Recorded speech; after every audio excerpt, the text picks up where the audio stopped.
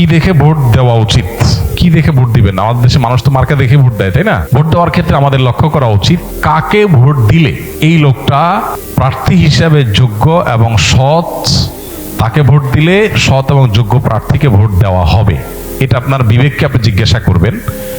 আপনি যদি সঠিকটা উদ্ধার করার চেষ্টা করেন, এরপর দেখলেন যে না, আপনি আসলে যেটাকে সঠিক মনে করছেন এটা সঠিক হয় নাই, লোকটা রাইট পারসন না, তাহলে আল্লাহর কাছে আপনার দায় নাই। কিন্তু আপনার চেষ্টা করতে হবে যে কয়জন আছে এর মধ্যে সবচেয়ে ভালো যোগ্য মানুষটাকে, সে জিতবে কি জিতবে না এটা আপনার দেখার বিষয় না। আমাদের দেশে বেশিরভাগ মানুষ এই জায়গাটা এসে ভুল করে, মনে করে যে তারে ভোট দেওয়ার লাভ কি, ভোটগুলো তো নষ্ট হবে। ভোট নষ্ট হয় না। একটা ভালো মানুষ যদি অল্প কয়েকটা ভোটও পায়, তাহলে সে এটার উপর ভিত্তি করে সামনে আর কয়েকটা পাবে, তারপর আবার আরো কয়েকটা পাবে।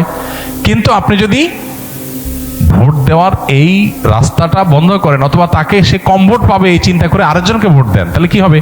এই চান্সে খারাপ মানুষগুলো তাদের খারাপের রাজত্ব আরো বেশি করে করতে পারবে। কেউ জিতুক সেটা আপনি চাইতে পারেন, কিন্তু জিতানো আপনার দায়িত্ব না। আল্লাহর কাছে দায়িত্ব হলো আপনার কাছে মতামত চাওয়া হয়েছে, আপনি মত দেওয়ার সময় সবচেয়ে ভালো উপযুক্ত ব্যক্তির পক্ষে মত আপনি দিবেন, বাস এটা হলো আপনার কাজ। যে লোককে ভোট দিলে আপনার ইমান, আমল, ইসলামের স্বার্থ, মুসলিম উম্মার স্বার্থ সংরক্ষিত হবে, আপনি বিশ্বাস করেন। যাকে ভোট দিলে দেশের সার্বিক উন্নতি হবে, চুরি ডাকাতি হবে না, দুর্নীতি 2 নম্বরই হবে না, যে কারণে আমাদের দেশ পিছিয়ে আছে। পৃথিবীর বহু দেশের তলানিতে আমরা পড়ে আছি। যাকে ভোট দিলে আমরা সেখান থেকে উঠার রাস্তা পাবো, তাকে আপনাকে ভোট দিতে হবে।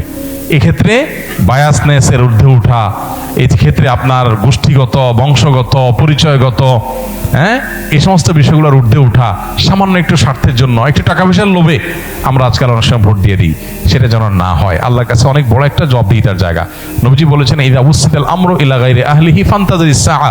অযোগ্য মানুষকে যখন কোনো জায়গায় বসানো হবে, অপাত্রে যদি মানুষ তার মতামত দেয়, বা কোনো অযোগ্য মানুষকে যদি কোনো যোগ্য মানুষের চেয়ারে বসানো হয়, তাহলে কিয়ামতের অপেক্ষা করবা তোমরা। এটা কিয়ামতের আলামত। এই আলামত এখন চলে আসছে না আসছে নাই? অতএব আমাদেরকে এখানে দায়িত্বশীলতার পরিচয় দিতে হবে। আল্লাহ বলেছেন, ইন্নাল্লাহা ইয়ামুরুকুম আন তুআদ্দুল আমানাতি ইলা আহলিহা। আল্লাহ তাআলা তোমাদের নির্দেশ করেছেন আমানত যথাস্থানে পৌঁছাও, অপাত্রে যেন আমানত না যায়। আল মুস্তাশারু মু'তামান।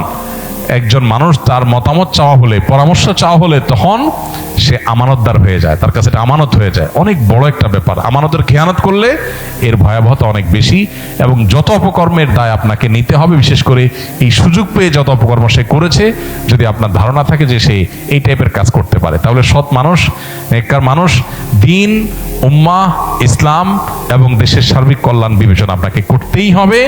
আমি যাকে ভোট দেবো সে জিতুক কি না জিতুক সেটা আমার বিষয় না, সে জিতবে কি জিতবে না এটা আমার বিষয় না। আমার দায়িত্ব আমার সিদ্ধান্তটা সঠিক জায়গায় দেওয়া, বাকি আল্লাহটা আল্লাহ দেখবেন। আল্লাহ যদি তারে সুযোগ না দেন, সেটা আমাদের অযোগ্যতার কারণে আল্লাহ দেন না, কিন্তু আমার দায়িত্ব আমি সঠিকভাবে পালন করতে হবে। আল্লাহ আমাদেরকে তৌফিক দান করুন।